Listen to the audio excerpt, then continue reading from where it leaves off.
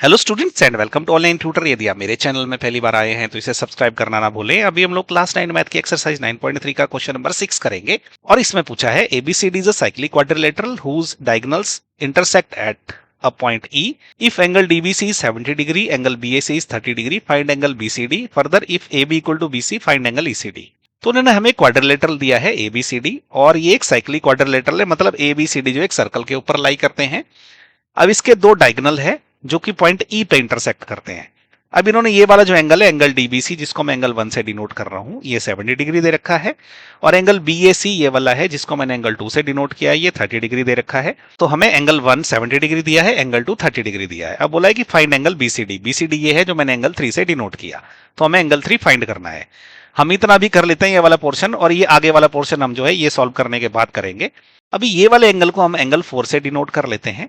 अब हम क्या करेंगे, ये जो सर्कल का सेगमेंट है जो येलो कलर से हाईलाइट हुआ BADC, इसमें क्या है, इस कॉर्ड BC ने क्या किया है, यहाँ पे पॉइंट D पे एंगल 4 सबटेंड किया है और पॉइंट A पे जो है एंगल 2 सबटेंड किया है।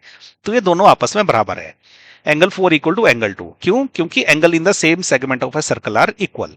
तो यहां से एंगल 4 की वैल्यू आ जाएगी 30 डिग्री, क्योंकि एंगल 2 जो है वो 30 डिग्री दे के रखा है। तो अभी एंगल 4 आ गया है 30 डिग्री। अब हम क्या करेंगे, एक ट्रायंगल लेंगे, ट्रायंगल BCD जो रेड कलर से हाईलाइट हुआ, इसमें angle 1 plus angle 3 plus angle 4 करेंगे तो ये 180 डिग्री हो जाएगा। क्यों? क्योंकि ट्रायंगल के तीनों एंगल को ऐड करें तो 180 डिग्री हो जाता है। तो हम लिखेंगे इन ट्रायंगल BCD ये तीनों एंगल को जोड़ के 180 डिग्री हो जाएगा। इसका रीजन भी लिख देंगे। अब हमारे पास क्या है, एंगल 1 और एंगल 4 की जो है वैल्यू दे रखी है, तो हम वो पुट कर देंगे। एंगल 1 की वैल्यू है 70 डिग्री, एंगल 4 की वैल्यू है 30 डिग्री, एंगल 3 हमें निकालना है। तो हम एंगल 3 यहीं रहने देंगे और ये दोनों एंगल उस साइड लेके चले जाएंगे। तो angle 3 is equal to 180 degree already था, अब 70 प्लस 30 100 होता तो उस साइड जाके ये माइनस का हो जाएगा। तो यहां से एंगल 3 की वैल्यू आ गई 80 डिग्री। तो एंगल 3 कितना आ गया, 80 डिग्री आ गया। एंगल 3 क्या है, एंगल 3 वही है एंगल BCD जो हमने निकालना था। तो एंगल BCD कितना आ गया, 80 डिग्री। तो ये हो गया आंसर जो है हमारे फर्स्ट पोर्शन का। अभी हम इसका नेक्स्ट पोर्शन करेंगे। तो नेक्स्ट पोर्शन में क्या है, इन्होंने बोला है कि AB इक्वल टू BC अगर है, तो हमें दिया गया AB इक्वल टू BC।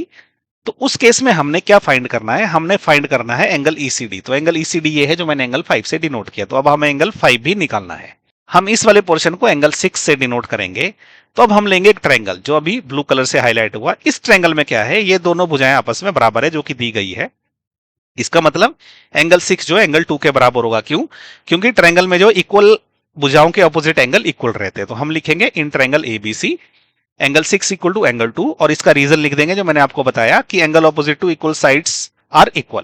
तो अभी देखिए यहां से क्या, एंगल 2 की वैल्यू हमें पता है वो है 30 डिग्री। तो यहां से एंगल 6 जो है 30 डिग्री आ गया। तो एंगल 6 कितना आ गया, 30 डिग्री। अभी एंगल 5 प्लस एंगल 6 जो है वो एंगल 3 के बराबर है। तो हम लिखेंगे angle 5 plus angle 6 equal to angle 3। तो हमारे पास एंगल 6 और 3 की वैल्यू दी गई है, तो वो हम डाल देंगे। तो यहां से angle 5 plus 30 degree is equal to 80 degree हो जाएगा। क्योंकि हमें एंगल 5 निकालना है तो 30 डिग्री में वहां लेके चला जाऊंगा। तो एंगल 5 आ जाएगा 80 डिग्री माइनस 30 डिग्री, तो ये हो जाएगा आपका एंगल 5 50 डिग्री। तो एंगल 5 क्या है, ये है एंगल ECD जो हमें निकालना था। तो ये जो है हमारा आंसर आ गया। तो इसी के साथ हमने एक्सरसाइज 9.3 का क्वेश्चन नंबर 6 भी कर लिया। अगर आपको ये वीडियो अच्छा लगा तो इसको लाइक करें और शेयर करें। इसके अलावा जो है मेरे चैनल पे जाएं, उसमें और भी बहुत अच्छे अच्छे वीडियोस है, उनको भी देखें। अगर आपको वो भी अच्छा लगे तो उनको भी लाइक और शेयर करें। अगर आप इंस्टाग्राम से या फेसबुक से देख रहे हैं तो मुझे फॉलो कर लें, और अगर यूट्यूब से देख रहे हैं तो मेरे चैनल को सब्सक्राइब कर लें। मेरे इन वीडियोस को थोड़ा लंबा लंबा वॉच आवर दे, थोड़ी अच्छी रेटिंग मिलेगी जिससे इनको सोशल मीडिया प्लेटफॉर्म पे, और उससे इनकी रेटिंग बढ़ेगी। रेटिंग बढ़ेगी तो दूसरे स्टूडेंट्स को भी रिकमेंड होंगे, उससे उनका भी फायदा होगा और मुझे भी मेरी मेहनत का थोड़ा सा फल मिलेगा। Thank you.